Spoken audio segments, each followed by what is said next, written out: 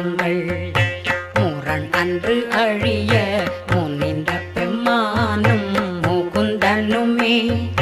சரணம் சரணம் என நின்ற நாயகி தன் அடியார் மரணம் பிறவி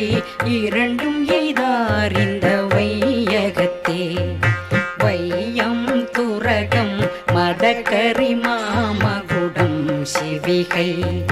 பேயும் கனகம் பெருவிலையாரம் திரை முடித்த ஐயன் திருமனையாள் அடித்தாமரைக்கு அன்பு முன்பு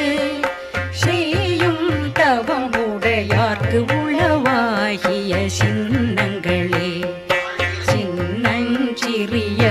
மருங்கினில் சாத்திய செய்யப்பட்டும் பெண்ணும் பெரிய